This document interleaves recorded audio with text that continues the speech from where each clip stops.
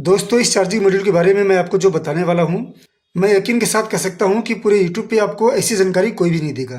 तो प्लीज़ इस वीडियो को आप तसल्ली से देखें। आज की वीडियो में मैं इसकी पूरी सर्किट बताऊंगा और साथ ही साथ आपको मैं कुछ ऐसा ट्रिक बताऊंगा जिससे आप थोड़ी सी मॉडिफाई करके आप इस सर्किट को और भी बेहतर बना सकते हैं और भी बेहतर तरीके से आप इसको यूज कर सकते हैं। तो आइए सबसे पहले मैं इस आईसी के बारे में बात करता हूँ। ये आईसी है TP4056। सबसे पहले इसके बारे में बात करते हैं।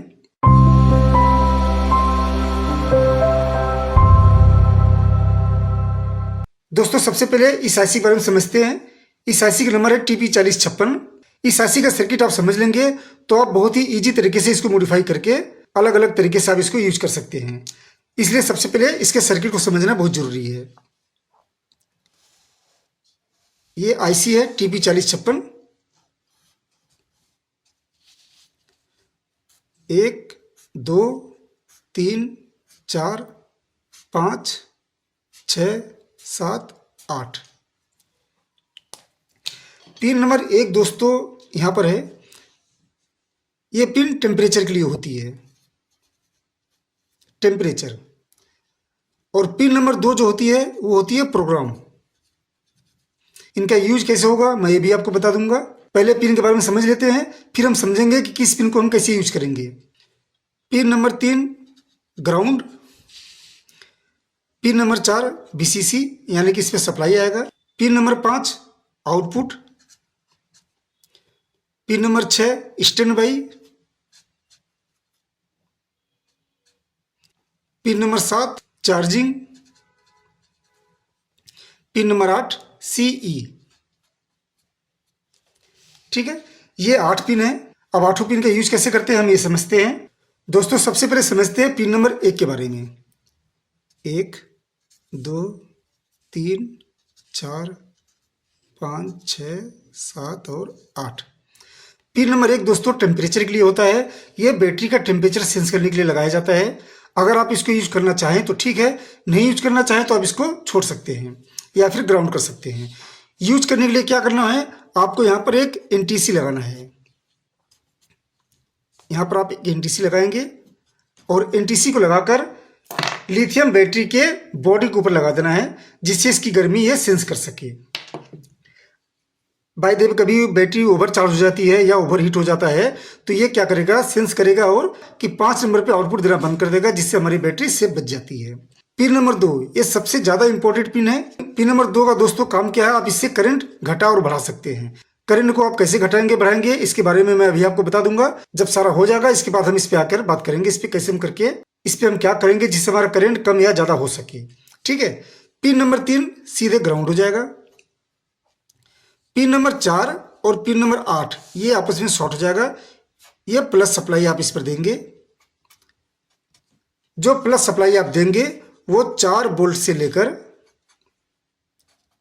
8 वोल्ट तक आप दे सकते हैं। ठीक है, पिन नंबर 3 हो गया ग्राउंड, पिन नंबर 4 हो गया सप्लाई।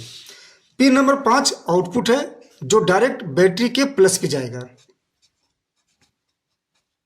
बैटरी प्लस, इस पे डायरेक्ट बैटरी प्लस भी जाएगा। मैं यहां पर बैटरी बना भी देता हूं। ये प्लस पॉइंट है, ये माइनस पॉइंट है। ये जो प्लस पॉइंट है ये जाएगा बैटरी के प्लस पर और माइनस पॉइंट जो है वो ग्राउंड आ जाएगा, जो 3 नंबर पर है। मैं यहां पर ग्राउंड बना देता हूं।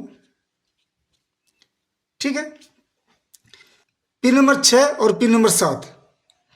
पिन नंबर 6 पर एक रेजिस्टेंस लगाकर आप यहां पर LED लगा देंगे और यह पॉइंट डायरेक्ट 8 नंबर पे चली जाएगी। ठीक है, पिन नंबर 6 का काम क्या है कि जब आपकी बैटरी फुल चार्ज हो जाएगी तो ये लाइट इंडिकेट करेगी और 5 नंबर पे आउटपुट आना बंद हो जाएगा। पिन नंबर 7 चार्जिंग, ये चार्जिंग इंडिकेटर है। यहां पर भी एक रेजिस्टेंस और एक LED लगा देंगे, ये भी पिन नंबर 8 पे कनेक्ट हो जाएगा। ठीक इसी तरीके से जिस तरीके से पिन नंबर 6 कनेक्ट है।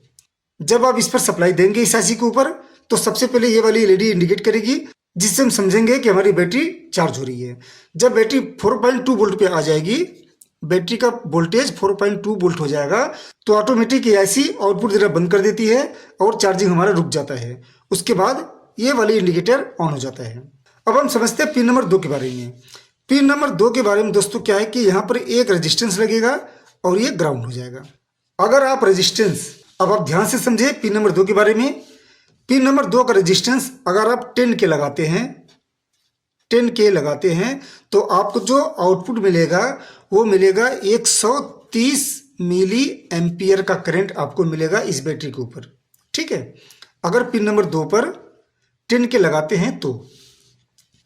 और यहाँ पर अगर आप 5 के लगाते हैं तो आपको जो मिली एम्पियर मिलेगा वो हो जाएगा 250। कहने का मतलब क्या हुआ कि जितना आप रेजिस्टेंस घटा रहे हैं उतना ही एम्पियर बढ़ते जाएगा। अगर आप 4 के लगाते हैं तो आपका एम्पियर हो जाएगा 300 मिली एम्पियर। 2 के लगाएंगे तो क्या होगा, यहाँ पर हो जाएगा 400 मिली एम्पियर। अगर हम यहाँ पर 1.6 लगा दें तो ये एम्पियर 580 हो जाएगा, 580 मिली एम्पियर। 1.5 लगा देंगे तो यहाँ पर आपको मिलेगा 780 मिली एम्पियर। 1.3 लगाते हैं, ये सब वैल्यू के में है। 1.3 के लगाते हैं तो आपको मिलेगा यहाँ पर 900 मिली एम्पियर, 900 मिली एम्पियर। और आप यहाँ पर अगर 1.2 के लगाते हैं तो आपको मिल जाएगा 1000 मिली एम्पियर। इसी तरीके से आप जितना रेजिस्टेंस की वैल्यू कम करेंगे आपको एम्पियर बढ़ते चला जाएगा, वैल्यू बढ़ाते जाएंगे तो एम्पियर कम होते जाएगा। इस तरीके से आप इसको मॉडिफाई करके, अगर मैं आपको दिखाऊं, यहाँ पर जूम करके दिखा देता हूं। आप देख रहे हैं पिन नंबर 2 से एक रेजिस्टेंस ग्राउंड किया हुआ है। अब इसकी वैल्यू क्या है इस पर कुछ लिखा नहीं है, मल्टीमीटर से चेक करेंगे तो पता लग जाएगा। तो आप ये रेजिस्टेंस बदलकर आप इसका करंट अपने हिसाब से सेट कर सकते हैं। जितना करंट आपको चाहिए ये रेजिस्टेंस बदलकर आप अपने हिसाब से करंट यहाँ पर आउटपुट ले सकते हैं। बाकी का मॉडिफिकेशन मैं पार्ट 2 में बता दूंगा आपको। इसमें अभी 2 IC और भी बची है, ये मॉसफेट है, इसके बारे में मैं आपको बताऊंगा नेक्स्ट वीडियो में। तो आज की वीडियो में बस इतना ही दोस्तों, नमस्कार।